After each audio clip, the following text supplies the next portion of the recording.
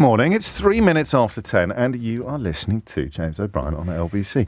Do you want to know a secret? I shouldn't do this because one of the golden rules of radio is that you never tell the listener what's going on in the studio, the stuff that they can't see. So you're not interested in whether it's warm or cold or the fact that Ferrari has their air conditioning turned so low that you could probably freeze water in this studio at the moment. You're not supposed to do this stuff. But you know me. Rules are there to be broken. One day, when that little sting, that little stab, that little do-do-do-do-do thing, it comes to an end, I'm not going to be here. And Keith is going to shake his head like an indulgent parent, because most days I cut it so fine when I get behind this studio that the earphone, the headphone is almost not yet touching my ear. If it was in slow motion, there would still be daylight between my ear and the earphone as I actually just pull the microphone back towards the gob, settle into the seat and start talking.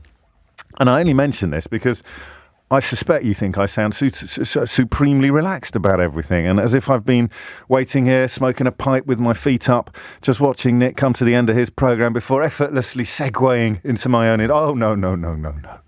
It's a miracle we get on air at all some mornings. But here we are at 4 minutes after 10. I've got a bit of a weird one brewing. Okay, and it might be that it doesn't quite land in the way that I think it lands, but I've got a bunch of stories in front of me, and you know how it works. When I haven't had a holiday recently. Oh, it was because I had a 3-day week last week, wasn't it? It was because I had a 4-day weekend. That's why I've got so much energy this week, despite the fact that it's Friday. Sheila Fogarty commented at the end of yesterday's programme on the brightness of my eyes and the bushiness of my tail. But it often happens when, I've had a little bit of R&R. I sometimes look at the news, and I don't think we've embarrassed ourselves yet. I sometimes look at the news, and a bit like the boy in The Sixth Sense, I see, or the mathematician in that other film. I kind of see links. I don't see dead people, obviously, that would be weird. I see links between stories that are not immediately obvious. So, see whether or not this one works for you. There's nothing funny about some of these stories, I should stress. So I've got this one here. I've got Sunak blamed for losing £11 billion in servicing UK government debt. £11 billion. Okay, then I've got this one here. £4 billion of PPE will be incinerated. £4 billion, because it's unusable, not unused. If you bought too much and we didn't need it in the end, I'm here to defend you. I am a subscriber to the school of better safe than sorry. Whether you're dealing with pandemic management or whether you're dealing with house insurance. Better safe than sorry. Oddly enough, that does apply to the Sunak story as well, because it's his failure to take out insurance that has seen him paying £11 billion worth of our money unnecessarily to banks in interest payments. So that's 15 billion quid so far. The other story that ITV News, and I don't want to sound like I'm criticising colleagues or fellow members of the Fourth Estate, but my goodness me, I did a double take when I saw that Joel Hills over at ITV had been permitted, if that's the right word. I don't know quite how it works in big broadcast news operations on the telly box.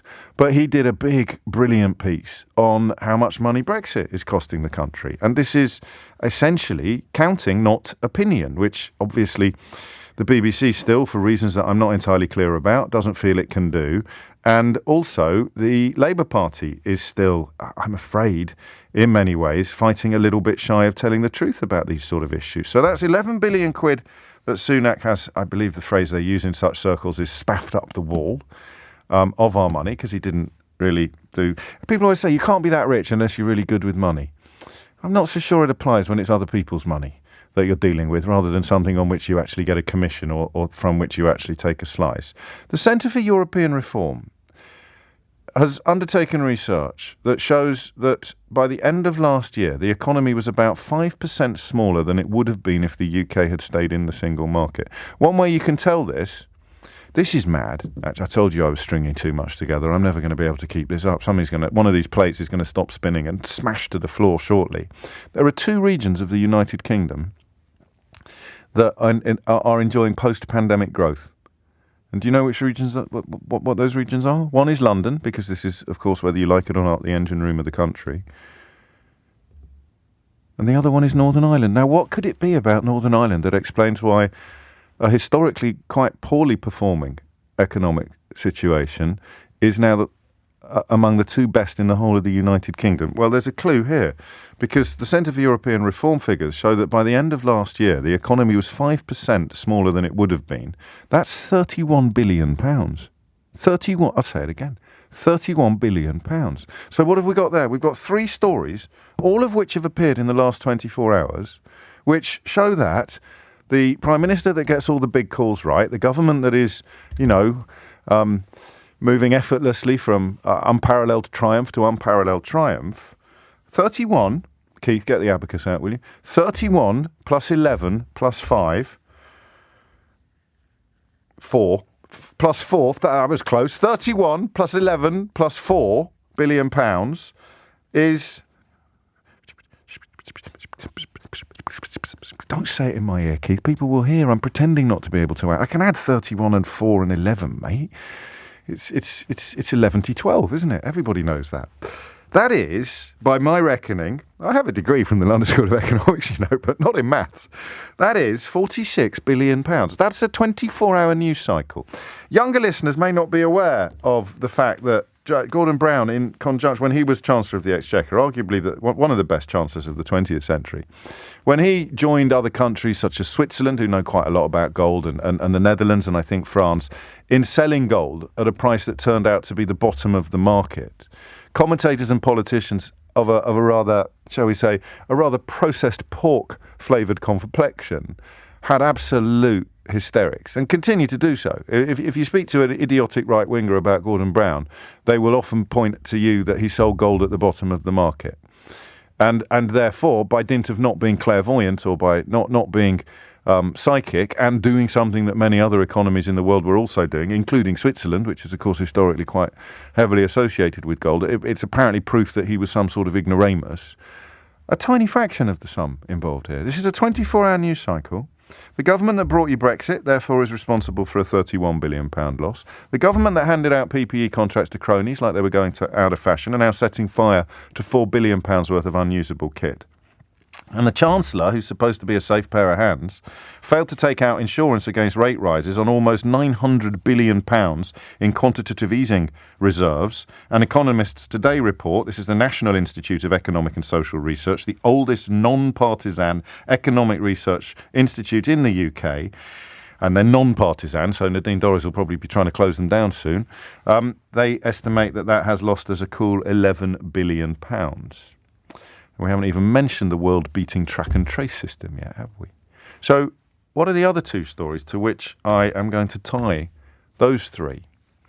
It's 10:11. I better hurry up.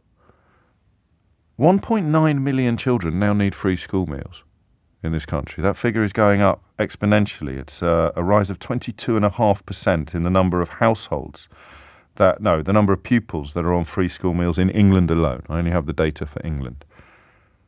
22.5% increase, meaning that 1.9 million children are now on school meals, free school meals, with the North East having the highest rates, where nearly 1 in 3 pupils are eligible. And then this story here, Labour supports rail workers, says Nandy, as Starmer sits on the fence. Lisa Nandy has said the party is on the rail workers' side as Sir Keir Starmer faces Labour infighting over how to respond to strikes. And do you know what? Given that I've already got 5 plates spinning, I'm going to make like somebody on the Generation Game in the 1970s, and I'm going to throw another one onto the sticks. I haven't got it in front of me. I'll have to do it from memory. Care workers and nurses, it is being reported, are now paying so much money for the fuel to get to work and back, or to get around, that they're running at a loss. They're essentially paying money to go to work. 6 plates spinning for you there. £11 billion spaffed up the wall by Rishi Sunak. £4 billion of unusable PPE, which the NHS is about to set fire to generate heat. I can't even imagine what the economic consequences might be. And the Centre for European Reform showing that Brexit, in 1 year alone, has cost us £31 billion. So that's why we're so skint. That is why, perhaps, companies and train operators cannot afford, you might argue, to pay their staff more money. You've got care workers who are now considering industrial action. You've got various other sectors. Train drivers today have joined the rail strike. I know what you're thinking. Hang on a minute. I read the Daily Mail. I thought the train drivers were leading the rail strike. No, train drivers are generally members of ASLEF, and it's an RMT strike. But ASLEF is now balloting on whether train drivers will join in, and it is going to spread. Baggage handlers are considering legal action, not least, I imagine, because their lives are an absolute nightmare given the staff shortages surrounding them. And this is where perhaps my ambition is going to undo me this morning, because I've now got 6 plates spinning, £11 billion worth spaffed up the wall by Rishi Sunak, because it turns out when he's not actually allowed to keep a slice of the action, he's not that good at managing money after all. £4 billion of unusable PPE is going to be incinerated to generate power. This is a report by MPs, by the way, so none of this is from your lefty biased woke media or whatever you're supposed to call it this week. £31 billion down as a consequence of economy shrunk by Brexit. That's the imposition of economic sanctions on ourselves, making it harder to trade with our biggest and biggest and nearest trading partners, all of which was obviously going to happen, but Keith, don't get the tin out just yet. And then you've got the economic crises, all of which gets filed under cost of living crisis, which can only be exacerbated by, I don't think it would be entirely caused by, because other countries have got problems. The 18 countries that are ahead of us, for example, in the OECD's forecast of economic growth also have problems. None of them are in a perfect position. Obviously, the only country below us, Russia, is the only country facing economic sanctions at the moment, apart from us, although theirs were imposed by outsiders. Ours were imposed by Boris Johnson and Jacob Rees-Mogg and Nadine Dorries and Rishi Sunak and the rest of them, the only country in the history of the world to impose economic sanctions on itself. And ordinary workers feel increasingly that they've got little option but to strike. Can you see why I've merged those 6 stories with each other this morning? I'm incredibly relieved to tell you that I still can. It's not beyond reasonable doubt that I'd get to 10:15, share all 6 stories with you, and then somehow have lost sight completely of whatever it was that I thought united all these stories in some wonderful all-you-can-eat buffet. I like Lisa Nandy, I generally lean towards thinking that workers don't go on strike unless they really feel they have to. I have managed through effort and education to understand that when media reports that are sponsored by billionaire company owners tell you that workers are taking the mickey or exercising rights they should never have in the first place, or swinging the lead, or treating you with contempt. Oliver Dowden is doing that today, by the way. I have luckily managed to educate myself to a point where I think, well, that seems highly unlikely. They usually have a case, even if it's not an open and shut case. They usually have a case, and yet right-wing politicians and media pretend that they have no case at all.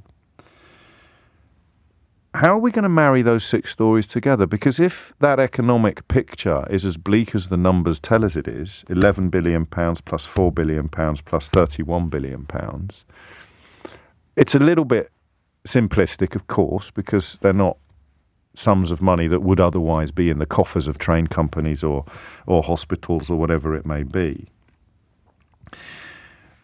Is it possible, this is the question for you, and then you've got the 1.9 million children on free school meals, is it possible to support the strikers?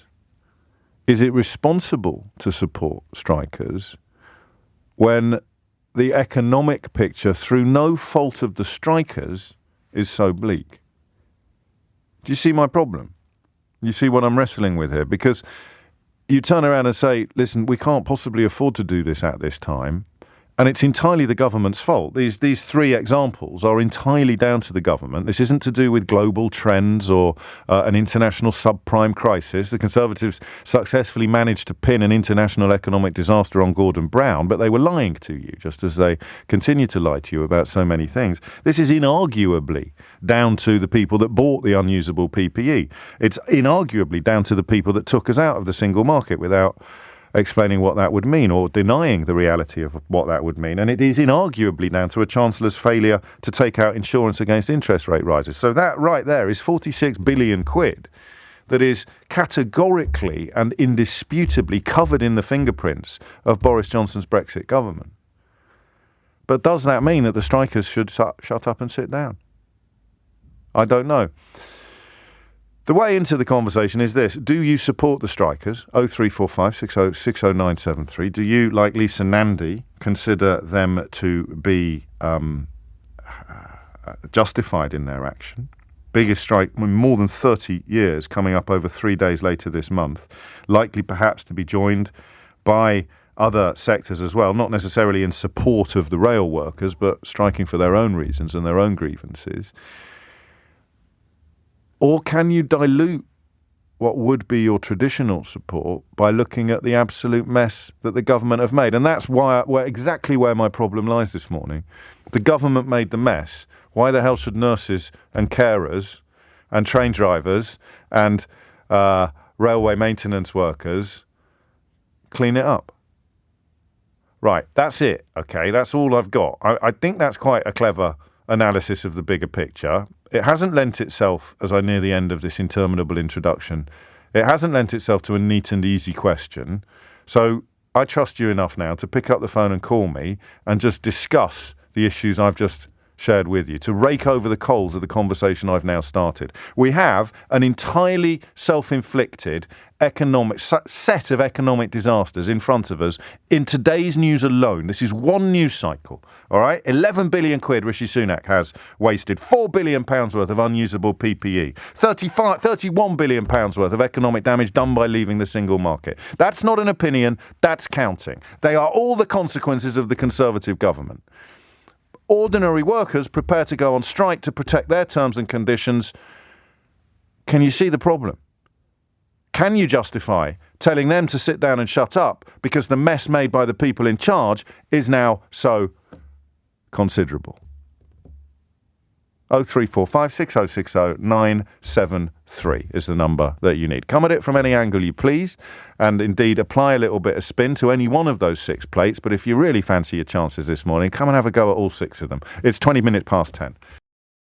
It is 23 minutes after 10. The country has taken a £46 billion hit through political incompetence, and ordinary workers are unable to operate at a profit once they've paid for the fuel that needs to get them to and from work. Care workers, most obviously, nurses, reportedly. Train staff, railway staff, are seeking to protect their terms and conditions in the face of what they believe to be an assault from operators, backed by government. And everywhere from baggage handlers and beyond, other sectors are considering the only recourse that ordinary workers have in the face of what they consider to be unfair treatment by their employers, going on strike. Can you square the circle for me? Because I support the strikers. And yet I can see a point at which you have to say, not now, lads. There's a £46 billion hole in our economy put by the people in charge. Do you see? This is impossible, right? Because that means you're almost siding with the government, who are responsible for the £46 billion pummeling of our economy, while, of course, getting all the big calls right. And the strikers have to suck up the consequences. I can't make sense of this. Hopefully you can. Peter is in Croydon. Peter, what would you like to say? Hi there, James. Nice to speak to you. Likewise. I'm a lorry driver, and I think the cost of living crisis has a lot more to do with Brexit than people are realising. I'm just going to pause you there and ask you how often you listen to this show. Apart from everyone listening to this show, then. Yeah, well, thank you. Or indeed the idiot presenting it. I think we're pretty clear here. But your perspective on this is more interesting than mine because you're right in the thick of it. So tell me more. Well, the thing is, right, I've had 3 wage rises this year, which sounds great for me, but actually inflation has already cancelled them out, so it isn't. And obviously most people aren't getting 3 wage rises this year. But that's by the by. The reason I'm getting a wage rise is because our boss is struggling to get drivers, and he wants to keep the ones he's got there. He's had to sell 4 trucks this year because he can't get drivers to drive the trucks. So he's just had to sell them. We're only a small business, by the way, not one of the big ones. And this is due to the abolition of freedom of movement in part. I mean, there's also issues to do with people... Go on. Our case is 100% to do with the the loss of freedom of movement. Well, you might say that. Obviously, Jacob Rees-Mogg knows a lot more about the haulage industry than you, a lorry driver, does. So just for balance, we'll say some people might claim otherwise, Peter. Yeah, also it's my boss that says that as well, not just me. Yeah, but he only runs a haulage company. He's not the minister he's not the minister for Brexit opportunities, boasting about how we're going to be able to make Hoovers more powerful, is he? So let's get everything in perspective here, Pete. Yeah, fair enough. The thing is, though, with these wage rises and everything else, he cannot afford to absorb them wage rises himself. So we simply have to put his prices up to who we deliver to, and the people we deliver to, i.e., shops everywhere, they aren't absorbing the costs either. They are putting their prices up. Yeah. So at least a decent proportion of the cost of living crisis, of the prices going up for everything, is because of this. And this is because of the loss of freedom of movement. And how... I can't see any way around it without at least rejoining the single market. How does the spell break? So... we're planning on doing a Brexit phone-in later in the programme, but you're one of those awful people. You just bring Brexit into everything, don't you, Peter? I can't stand people like that. You're the scar, dear. You're the worst kind of people. You really are, with your blooming Ramoning ways and your metropolitan elite. No, you lost, mate. Get over it. I haven't asked how you voted, actually. Would that be a fair question? What, in the referendum? Yeah. I voted Remain. I can't say I was that strong on it at the time. No one was, I didn't know as much as I do now. Nobody was. I did still vote Remain, yeah. Okay. So we're not supposed to be doing the Brexit stuff yet, but you cannot separate these plates, can you? They're all spinning in unison with each other. The cost of living crisis, which is seeing free school meals rocket, it's seeing people unable to afford or running at a loss when they get to work and back, and the government in charge can't admit the problems that are contributing to this crisis because they campaigned and got elected on the back of the idea that this was a good thing to do. Yeah, totally. And also, I have been traditionally a Labour voter, but at the moment, I mean, on Monday on Nick Ferrari's show, Keir Starmer ruled out joining the single market, and at the same time he's saying he's going to make Brexit work. I don't understand how he can do both of those things. Nor do I, for the record, nor do I. I mean, I know that politically the calculation is we can't do anything yet except sit on our hands and say we'll do our best because it would still get weaponised. But no, I mean, it is incredible that the elephant in the room, it's a herd of elephants in the room of British politics that the government put there and the Labour Party refuses to acknowledge the existence of. It is bizarre. And we'll have a phone in another day about whether or not they have any alternative, Peter. But as you point out to us, it could be electoral suicide to continue down this path when the evidence of how stupid it is becoming so clear. I do want to gently, and I know you're going to laugh at me now, I want to gently steer you away, if I may, from bringing Brexit into this. Well, who? James O'Brexit? What's going on? Just at this point, because it is more about the strikers for me. This first phone-in today. I'm almost certainly going to get onto Brexit later in the programme, so tell your Uncle Derek and your Auntie Doris, alert the gammon in your life that we're having a Brexit phone-in a little later in the programme today. But I just want you to try, and I can't, so I may be asking too much of you today. That's why this is in no way any criticism of Peter. But can you look at the strike through the lens of the economic disasters this government has inflicted upon us? 3 multi-billion-pound disasters emerging in just the last 24 hours.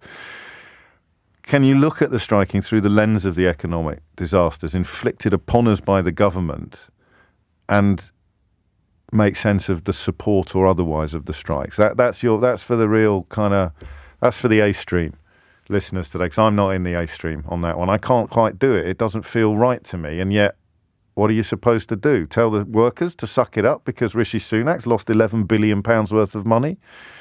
The man's on the Sunday Times rich list. He's going to get I know he's going to give it to charity, but he's introduced a policy that sees him get a £400 rebate on every home he owns. We don't even know how many homes he owns, which may also pop up a little later in the programme when we talk about Prince William being photographed yesterday selling the big issue. Dominic Ellis is here now with your headlines. 10:33 is the time. There is a story just bubbling away at the moment that suggests all of that talk about cancel culture on campuses, university campuses in this country, might actually be true after all. It looks as if the Home Office is trying to sanitise what is taught or a staff education module on colonialism. Obviously, that's not the kind of cancel culture that all the chicken lickings who tell you that the world is about to be conquered by Muslims or we're all going to be subsumed by the woke mob are talking about. But as you know, they're mostly talking complete rubbish. If this story is true and the Home Office, shortly after sitting upon that report into institutional racism because it didn't like the findings, is also trying to influence what is taught or influence the contents of an academic report that it commissioned, then you are looking at kind of really scary stuff while everyone's telling you to look over there and get upset about, I don't know what it is today, Popeye, I think I heard. 10:34 is the time. You're listening to James O'Brien on LBC. Here's the question. It's only taken me half an hour to get here. Should the economic disasters inflicted upon this country by this government, and today we're only looking at the £11 billion in servicing UK debt that Rishi Sunak is compelled to pay because he didn't take out insurance against rate rises. We're looking at the £4 billion worth of unusable PPE, which is going to be incinerated now. And we're looking at the £31 billion estimated to have cost the economy as a consequence of Brexit. All of these are decisions taken by government. Should that affect your support for the strikers? It's an odd question, isn't it? But I haven't got an answer to it. And when I haven't got an answer to it, well, that's when you come in. 0345 606 0973. So should the £36 billion punch in the guts that this government has inflicted upon the economy affect your support for these strikers? 0345 606 0973. Gary's in. Oh, Simon's in Ashford. No, I apologise. Something just gone a tiny bit wrong with my switchboard there. Simon is in Ashford. Simon, what would you like to say? Hi there, James. First time call, actually, or first time getting through. So welcome. Good morning. Thanks for having me. Just actually want to call up and basically say that I do agree with what the RMT is doing. In a sense, yeah. I think it's really, really important that there is a first step in accountability on a nationwide scale. Government and private businesses that are doing very well through government contracts do need to know that not just train drivers, but nurses, care workers, education, huge amounts of industry that keep this country going aren't just going to stand by and watch as their lives are basically traded away for profit. Well, you know that emotionally, I agree with you. The front page of The Guardian today, low-paid care workers can't afford petrol to get to work. Low-paid health and care workers are calling in sick because they cannot afford the fuel to get to work. That's a warning from the head of the UK's largest union. But what... I mean, you see the question I'm asking today, that's an emotional response. Or, I mean, it's an intellectual response, but it's not an economic response. If these people need more money, is that simple equation affected by the fact that the people in charge have just taken a £36 billion self-inflicted kicking? It's absolutely right. Part of it. Well, then we've got a problem, haven't we? We as a nation, though, need to see that status quo is not going to fix that. You know, if you look at countries or civilizations, somewhere like Australia, where they used to intentionally burn brush in the outback so that they didn't have these huge forest fires. Sure. I find that quite a good analogy. Yeah, I do too, in a way. Actually, yes, we could all just, doff our caps and say, sorry, sir, thanks, sir, I'll get on with it, sir, and be really poor. Or we could go, do you know what, this is really going to suck for a little bit. We're going to take a big sting here. But by getting rid of,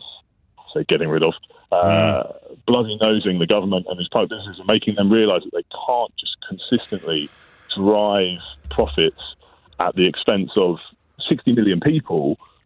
But you're talking about a profound change in the way that we look at almost everything. I mean, the numbers are irresistible. You've got a government where 2 to 3% pay increases are being brought in, if you're lucky. And I'm thinking back to Peter, the first caller, who's had 3 pay rises this year, but is bright enough to see that this is, in the greater scheme of things, this is actually bad news. But inflation's running at nearly 10%, possibly more by the end of the year. The poorer you are, the more disproportionate the amount of your income that's going on fuel, housing, energy and food costs is. It can't go on. So in response to the claim we can't afford to pay you more, the response, and it's a little bit rhetorical perhaps rather than substantive, but it's pretty persuasive. The response you're suggesting is, I think you'll find that as a country we can't afford not to. Yeah, basically. I mean, what's the other option? You start having... That's a brilliant question. Why aren't you presenting this programme? It's taken me 39 minutes. What is the other option? Short of going on strike because you've got more going out than you've got coming in, or because you want to protect your job or your colleagues' jobs in the future, what are you going to do? Yeah. And most people, unfortunately, and I probably would equate myself in one of those, are probably just going to kind of get on with it. Yeah. We're just going to go, I'll suck it up.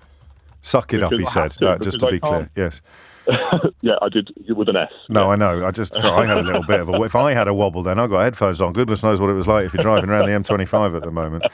Just off the top of your head, because it's funny how this stuff drops out of the news after we're told that it doesn't matter. Can you remember how much Boris Johnson spent on decorating his flat? Oh, I believe it was around £800 a roll. And if he's if he's doing the numbers... a lot. Very strong. Yeah, no, technical term. Did you go to the LSE as well, Simon?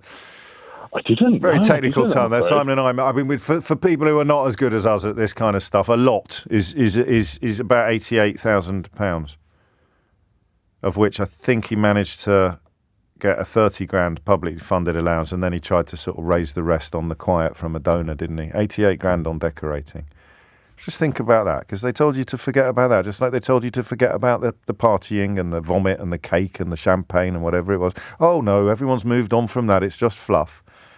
Low-paid health and care workers are calling in sick because they cannot afford the fuel to get to work. The head of the UK's largest union has warned.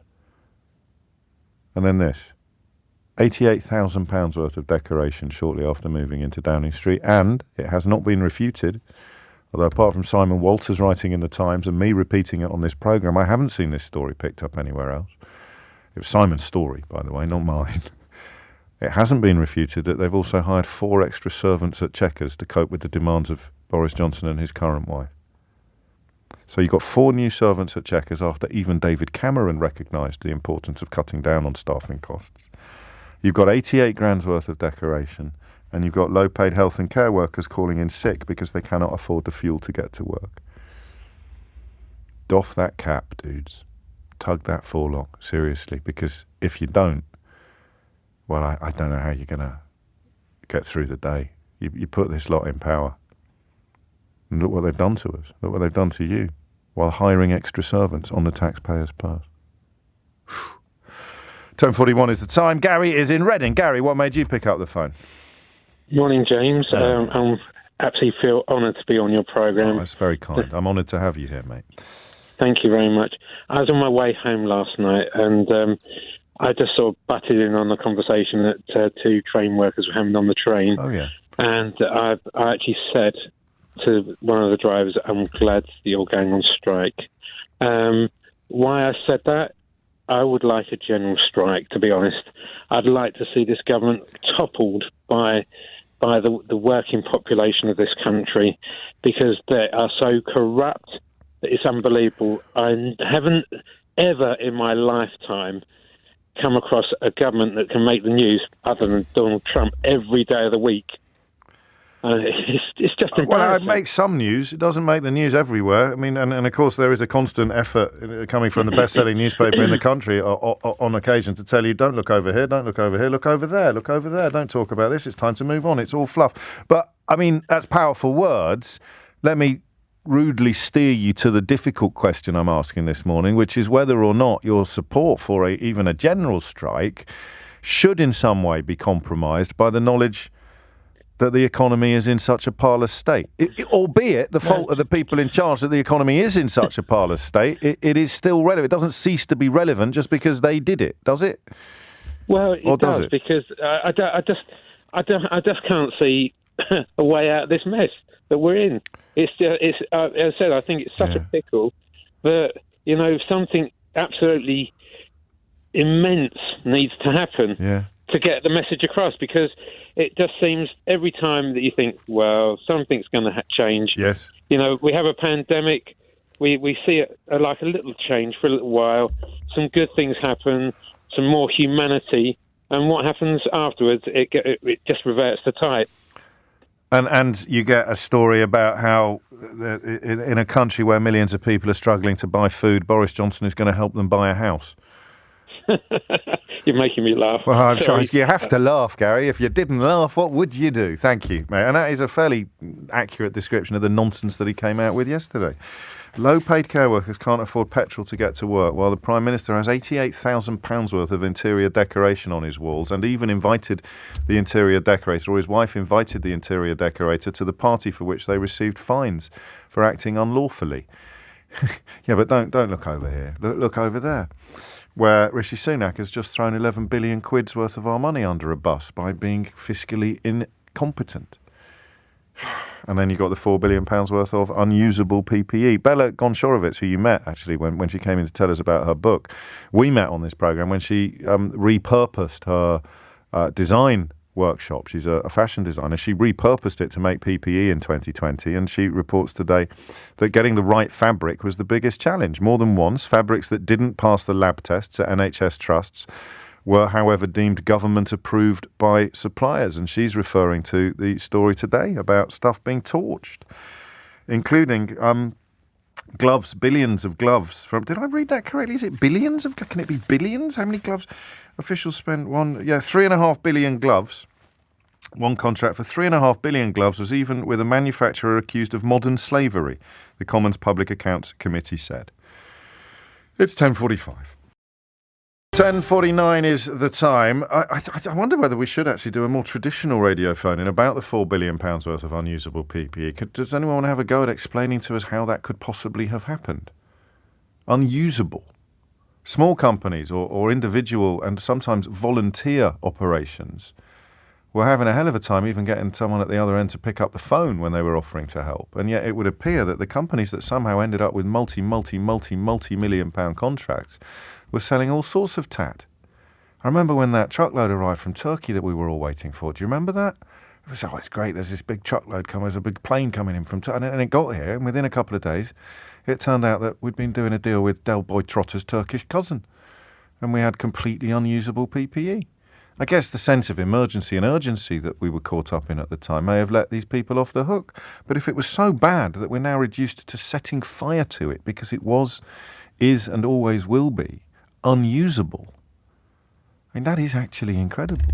And then you add that 4 billion quid to the 11 billion quid that Rishi Sunak has wasted by not being very good at his job, and the 31 billion quid that the economy has suffered by dint of not being in the single market, and you've got a 46 billion pound hole in our finances put there by this government, who are telling you now that then workers who can't afford to live at the moment are going on strike, then they should all go away and shut up, as Sir Gavin Williamson might say. Darren's in Cumbria. Darren, what would you like to say? Hey, James. I'm a train driver, but I'm the freight kind of side. But it's still going to affect me in my day-to-day job because the signals are going on strike. So, of course, obviously, what the thing is, as I said, because the guards and everybody else are going on strike, trains won't run, and then the drivers sort of get blamed, because of that. That's basically what I think. Well, even I mean, it's only today that ASLEF has come out to say that it is going to, I think, ballot on strike action. And yet all week I've been reading about how it's all train drivers on several £100 million a year that are responsible for this industrial action. Apparently you all wear diamond shoes, Darren. You've all got diamonds on the soles of your shoes. No. All different companies have different I know. I know. But the drivers aren't even at the forefront of this industrial action, but here we are. Correct. Yes, it's Network Rail, it's signallers, signallers are part of Network Rail, obviously guards, because they're sick of being left behind, basically. I'm not saying guards and things are paid well, sure, but to what they get, but no, and this industrial action isn't really about wages, or that's why I've broadened it out to other sectors that are considering it. But if we focus on that element, does the £46 billion punch in the proverbials that this government has inflicted on itself, does that mean that industrial action should be toned down?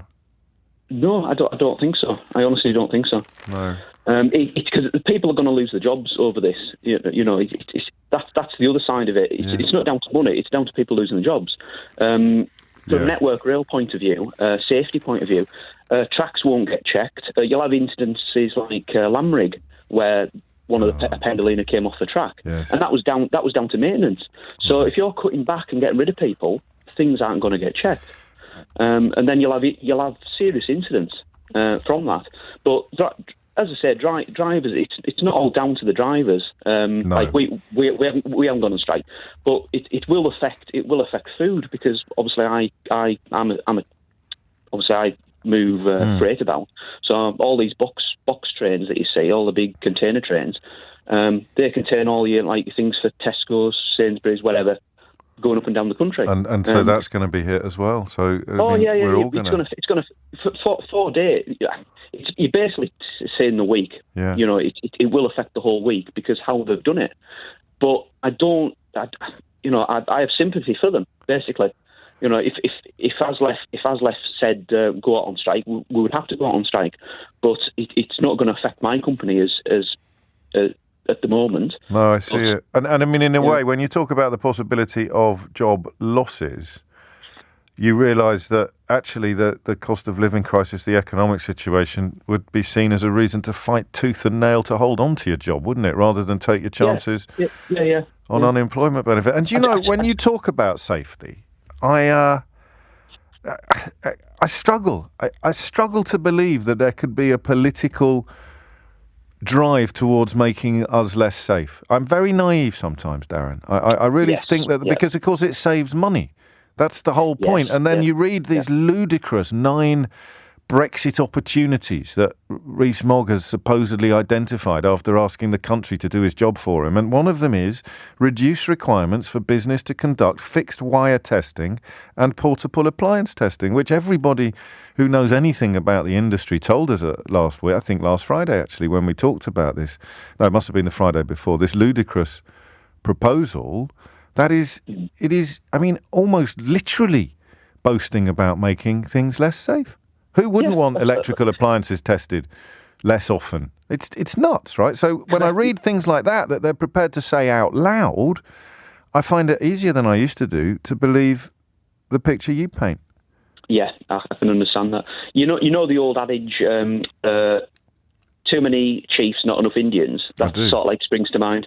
You haven't got enough base staff, but you've got all these big managers taking a big slice of the pie when they should have more they should have more workers. I take your word for that. I mean, I'm always slightly worried about the divide and rule element of that, albeit that management and coalface staff don't always think they're on the same side, but there will be circumstances in which you are, and of course that's not an argument against protecting the jobs of people further down the food chain. Darren, thank you, and thank you for what you do. It must be tough to be a train driver at times like this, when all you have to do is open up a right-wing newspaper and find yourself under attack for the crime of earning about 1/10 of what the editor of that newspaper earns. How dare you earn 1/10 of what the editor earns? You only drive a bloody train responsible for the lives of people or the livelihoods of people in the case of freight transport. And speaking of right-wing newspapers, I often boast, that's a ridiculous suggestion, I often draw your attention to the fact that some of my predictions come true. I have to refer you to the great Sheila Fogarty, and this is grim, who suggested to you earlier this week that because of her experiences of the Hillsborough disaster, I mentioned right-wing newspapers because the disgraced former editor of The Sun, Kelvin Mackenzie, was of course responsible for the most disgusting front-page story that this country has possibly ever seen, certainly since the Daily Mail was coming out in support of the fascists. Sheila Fogarty suggested that the footage would disappear. And it has. It was confirmed yesterday that the CCTV footage from the Stade de France of extremely violent scenes outside the Champions League final in Paris last month had been automatically deleted a week after the event because there were no requests from the French justice system. So if, in the highly unlikely circumstances that you don't listen to Sheila Fogarty religiously every day, that's the kind of thing you're missing out on. A quick heads up on something as significant, as serious and as staggering as that. Unbelievable. Keith, you better get the tin. You better get a new tin. 10:57 is the time. Eddie's in St Albans, probably the last word on this. Eddie, what do you reckon? Spin these plates. Morning, James. Hello. You asked about whether a train strike or any strike is justified in the current economic crisis. I think a strike is a result of the economic crisis. And I think that the political system in this country doesn't tend to give power to the normal people. Even the elections are a first past to post election system, which is a travesty when it comes to changing governments. I really think that withdrawal of Labour is about the only weapon that normal people have. One of the things that particularly interests me about some normal people have, most don't. No. I remember back in the 70s, I remember there strikes everywhere when unions are rich and powerful and we can have flying pickets and all of that. That situation doesn't apply anymore. Strikers suffer for their striking. They don't get paid. There's not a paid holiday. They actually receive consequences from it. And in this particular strike, I also read that management are supporting it, which is highly unusual in a strike.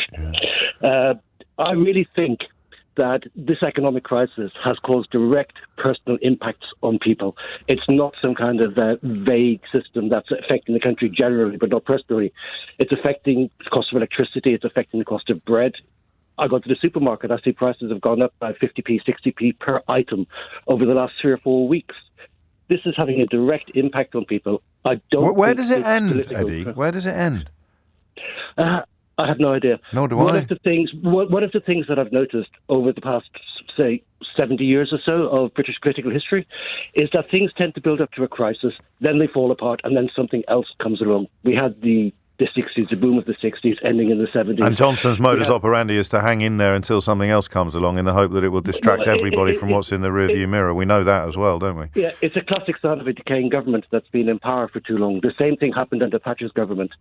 What I'm going to do, because you've taken us right up to the news, I'm going to see if I can find something about governments that have been in power too long that may have been written by, a highly paid Daily Telegraph columnist at some point in the not-too-distant past. You've just jogged my memory there. Thank you. Eddie, it's 11 o'clock. 3 minutes after 11 is the time. Marks out of 10 for that plate spinning in the first hour of the programme. I'd say 7, 6.5, 7. I think we've been better than that. My fault. I'm too many plates maybe, or not enough laser-like focus on what the question should have been. But we will, of course, be returning to many of these issues in the coming weeks, months, but hopefully not years, although you never know. If we were in a slightly lazier mood, we probably now, actually lazy is not the right word to say, if we were in a slightly different mood, we probably now would focus exclusively on how £4 billion worth of unusable PPE could have ended up in NHS storerooms. And in fact, there was a story not long ago about the amount of money we were wasting on storing the stuff that we can't use, all of the containers full of it, actually demanding charges just to keep unusable. So there's probably no choice but to set fire to it. That's incredible, right?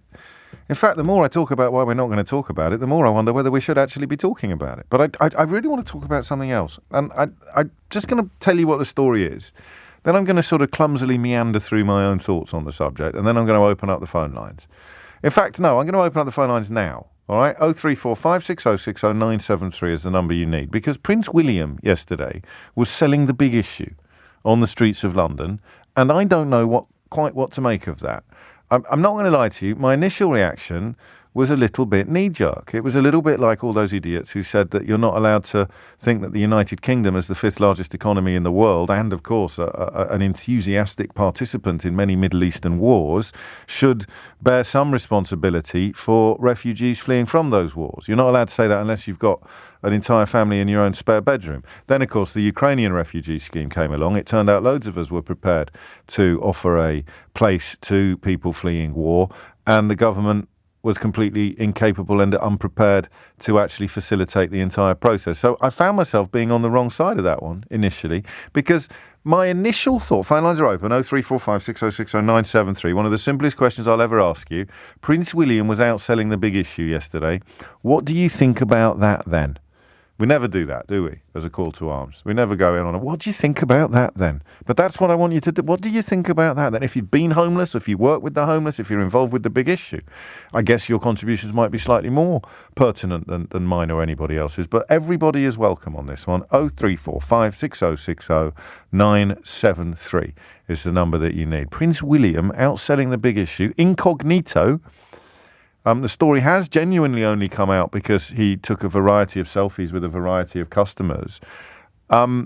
What do you think about that then? And I'll tell you what, my initial reaction was to ask the producer of this programme, who would respond to a request like this, I can tell you now, with a roll of the eyes and a shake of the head, could you find out how many spare bedrooms the royal family currently has?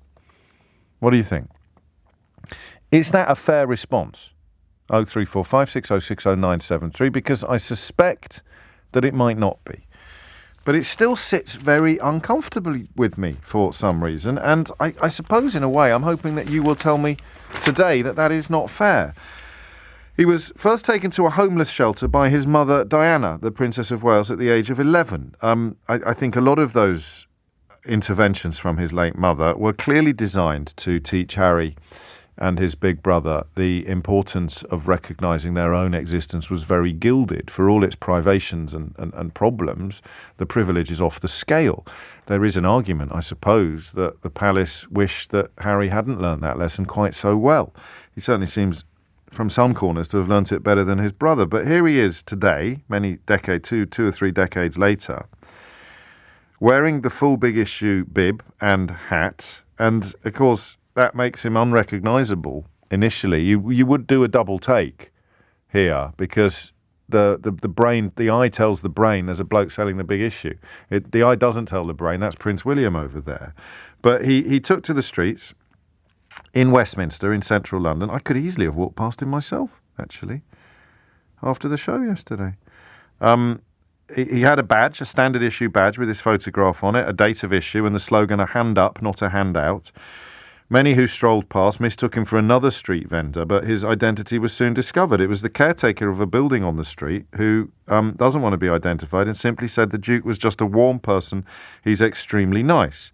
He was with another big issue seller, but there was apparently no noticeable security presence. That seems unlikely to me. I imagine there was a van with blacked out windows on the other side of the road, or possibly, I don't know, a big issue salesman who was actually a superhero in disguise. But you never know. It's not my field of expertise. And then various other people have only nice things to say about their encounter with Prince William. I'm not going to call him Prince William, all right? I've got no beef with the boy. I'm just going to call him William Windsor, okay? Because Prince, to me, there's only one Prince, and sadly he's no longer with us.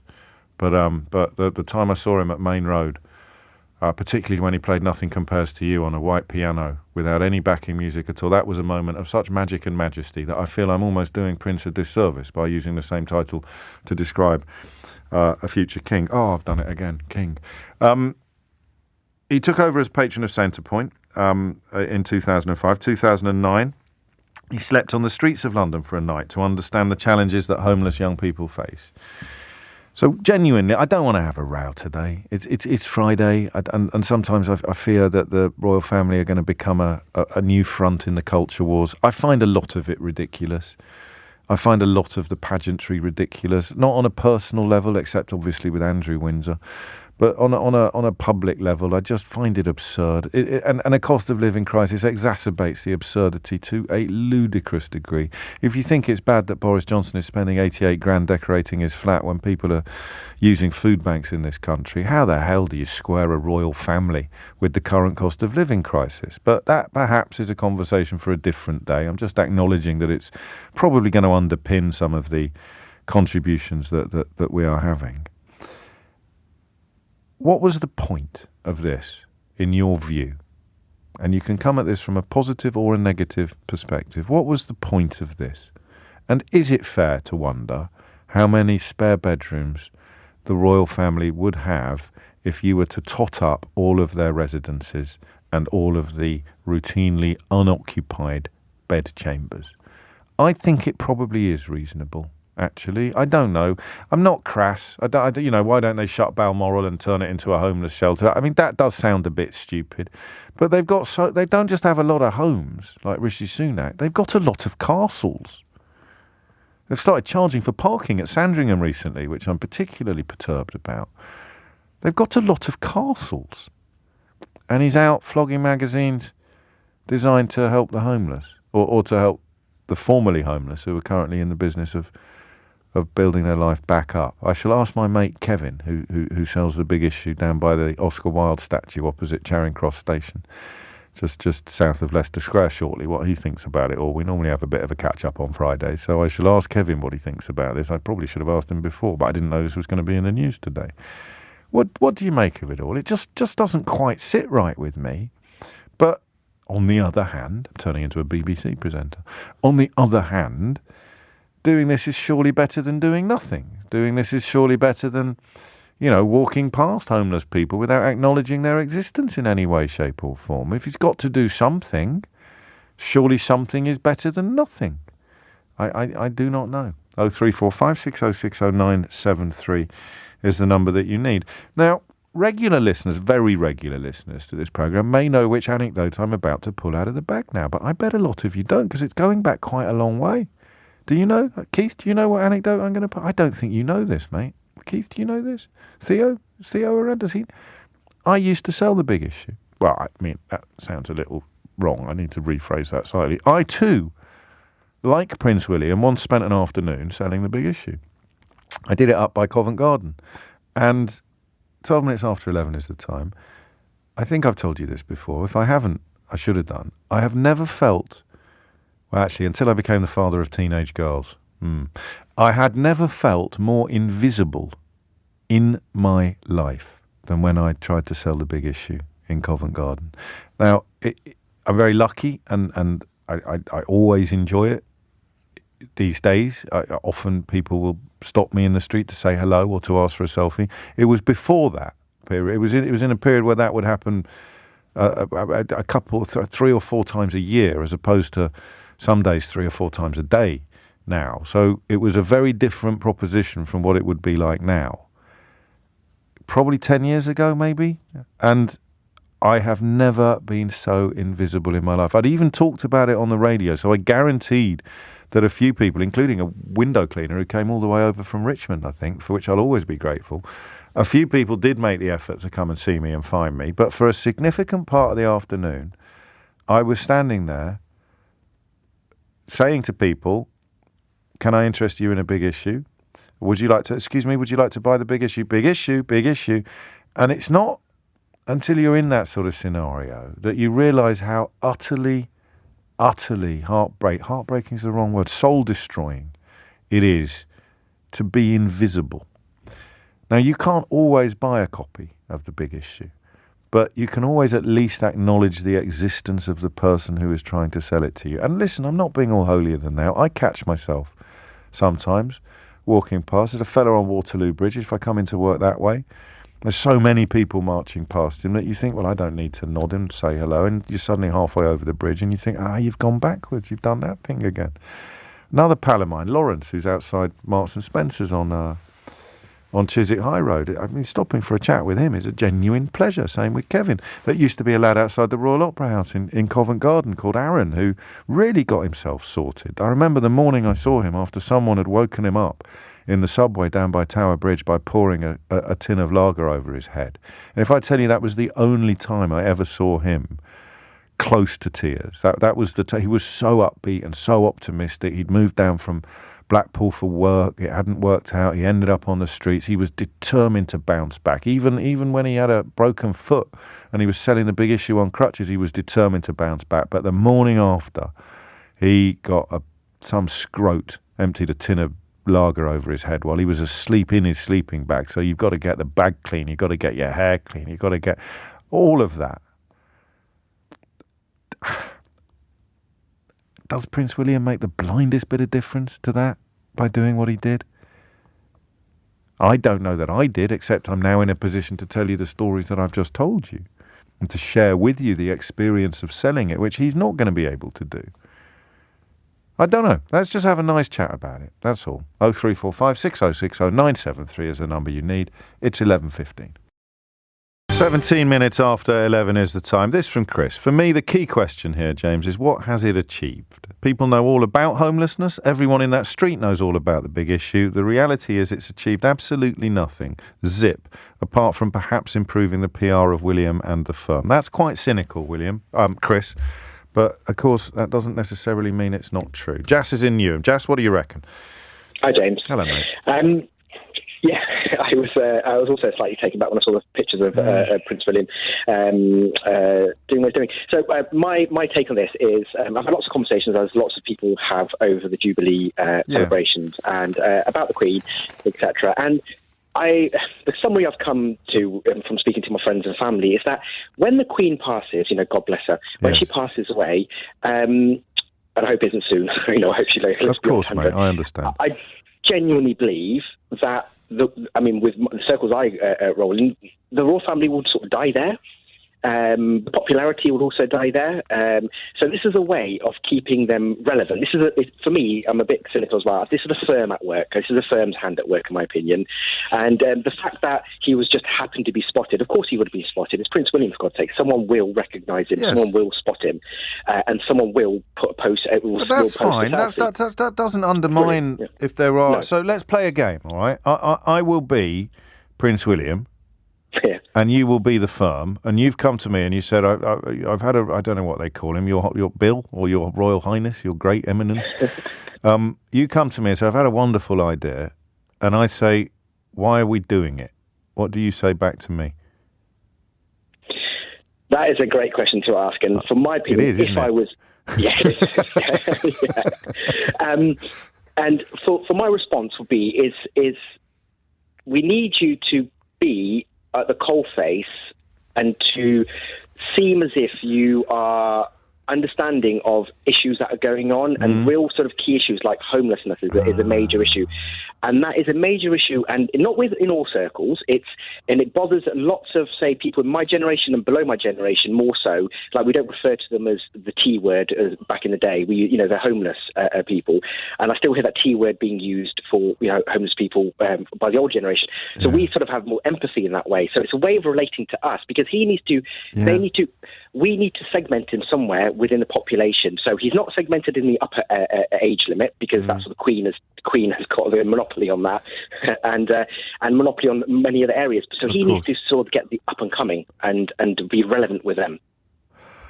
And to be kinder, so and you haven't been. I'm just waiting for the TikTok videos to come out. Sorry, you haven't. Yeah, well, wait. Don't be careful what you wish for. You haven't been unkind, but to be even kinder, it would be a way of demonstrating that he is. I mean, it's not that bad. The show, is it? Is the baby all right? What's going on there? No, chickenpox. Oh, I'm so sorry. Thank God. Well, I won't keep you for much longer, because you're clearly ducking your paternal duties by ringing the radio, which, I mean, for the record, is frankly disgraceful behaviour, Jas. I don't know what kind of a father. It's you, James. I haven't spoken to you for a couple of months. Well, there we go then. That's all right. But what you've got is him actually saying, look, I'm not completely out of touch. I'm not like saying let them eat cake or anything like that. And that might be, in the long run, that might have a positive effect. I keep thinking, I bet a lot of people do as well, because I've sowed it. Jas, you get back to the sick bay, mate. Sharpish, thank you. I bet I've sown this in a lot of brains. It's the rich man in his castle, the poor man at his gate. God made them lie high and lowly and ordered their estate. Does what Prince William did yesterday challenge that worldview? I'm not sure it does. God made them high and lowly and ordered their estate. So what I'll do is prove that I know what it's like to be sleeping at my gate. But I'm staying in my castle, lads. Let's not get carried away. Chantel is in Hull. Chantel, what do you think? Hi, James. Hello. I was really curious. Me too. As to the why. Yeah. But as I've sat waiting to speak to you, you said that he was happy that he was recognised. And that got me, that he had said that he was happy that just to be recognised. I don't know that you may have misunderstood me. I don't think he's been quoted at all. He was happy to be photographed with people, I said, which is obviously a consequence of being recognised. So I'm not splitting hairs, but I don't want you to build your entire contribution on that point, because I'm not sure it's quite fair. My contribution is this. Is that somebody recognised him. It says that somebody stopped to purchase the big issue. And they recognised it was William selling the big issue. Do you know what? You're making me sound like a right pain in the proverbials, but there's no actual evidence that the people who got a selfie bought a copy of the magazine, Chantel. Okay, all right.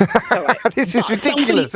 I'm picking you up on stuff here. I said it was going to be a nice, easy hour as well. I'll shut up for a bit. No, I'll be quiet for a bit. It's a nice, easy hour. It is, isn't it? Thank you. Okay, I know that you said that, I might have even walked by him. Yes. But somebody did stop long enough to recognise it was Prince William and then get selfies. So let's say they're not buying the big issue, but somebody stopped. Yes, several people. And my curiosity is like kind of, okay, why were you out there? What was the purpose? Yes. But also, when you were saying about like kind of being invisible, it highlights that people selling the big issue often feel invisible, often feel missed. And maybe it was about building his empathy for the people that he will be ruling over one day. Maybe that was just the whole purpose of this exercise, to build empathy and but it's more how empathy with he is. People selling the big issue than it is necessarily with people who are sleeping rough, although there's a big cross-section in that Venn diagram. And he's not going to get an idea of what it's like to sell the big issue because he is so recognisable. But and not just one day. Not just 45 minutes, it says here. 45 minutes. If he had done like kind of something like going rough for a week. Yeah. He can't do that, can he? For security reasons, it's not a flipping. It's not a film with Julie Andrews playing the Dowager Duchess, and the prince goes homeless for a week in order to find out what it's really like before winning the girl in the final act, and then they have a big wedding where the cousin who was trying to usurp him, gets found out at the last minute and humiliated and chased out of the church by a goat. It's not that kind of scenario, Chantal, obviously.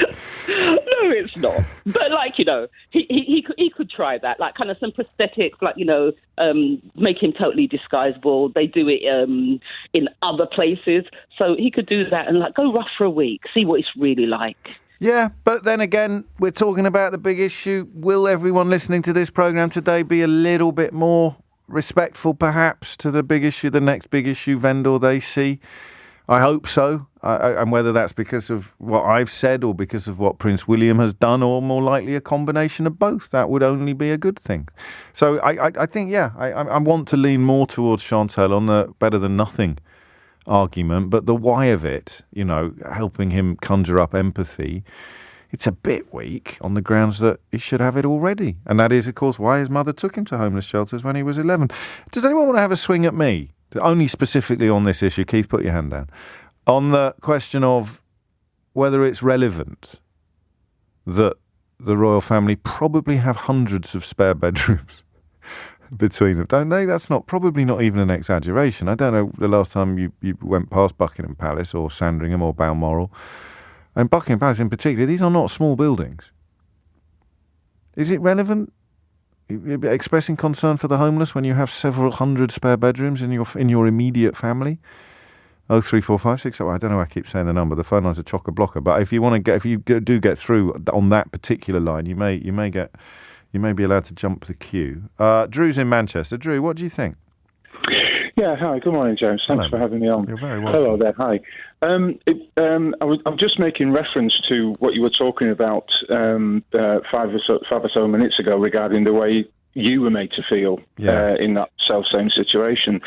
I'm an actor, and round about 2012, a film director who has since become a very close friend of mine. Oh yeah. He wrote a script for a feature film, right? And on completion of that script, he sat down and read it through again, and there was something he wasn't quite happy with, and he realised that really he was in a sense he was writing in the third person and not in a sense from himself in his own head. Got it. So what he actually did the day after, he left his house. He locked his house up. He gave the key to his neighbour. He gave his wallet to his neighbour. He gave his mobile phone to his neighbour, and he proceeded to spend the next 3 days on the streets of London. And he was explaining this to me, and the way he described it was he was made to feel like he was something that someone had just scraped off their shoe. So what we've done, you're so clever, because we've had a little bit of exploration here via me of what it's like to be a big issue seller. We haven't got a Scooby-Doo what it's like to sleep rough. Yeah. And with that, and from those 3 days experience, he came back. He wanted to spend longer, but his timetable just wouldn't allow him. But what he actually did do, after the third day, he came back home and he sat. He rose down, again, didn't he? Down. Oh no, that's a different story. Nothing. Yeah. He actually rewrote two-thirds of the script. After the third day, he wrote again. Yeah, he wrote again. Yes, yeah. And as far as the Prince William situation is concerned, as I was saying to your researcher, he, in my opinion, it would have served a greater purpose if he'd have been in some kind of. Well, he has done that. He did sleep. He did spend one night on the streets with the chief executive of Shelter. Did he? Okay. Yeah, I wasn't aware of that. Yeah, but it's still, and I really do. You can tell I'm bending over backwards to chalk it up as better than nothing. It's got to be better than nothing. But neither of us are ever going to have a clue what it's like to be like my pal Aaron, having half a tin of lager poured over his head and not knowing how he's going to get his sleeping bag clean, and having to schlep his carcass back into the West End of London with half a dozen soggy big issues under his arm, hoping that someone will be kind enough to buy one. I mean, that's the point, I think, isn't it? It is. Yeah, very much so. Yeah, I think I'm right in remembering that my friend said. I think someone actually poured a bottle of water over him. Scumbags. Why and would he you thought do that? but because his head was down and he was sat down at first, he thought someone was doing what over him. Someone was peeing on him, which of course they do. Right, yeah. And of course, if they do it when they're at Oxford University and members of the Bullingdon Club,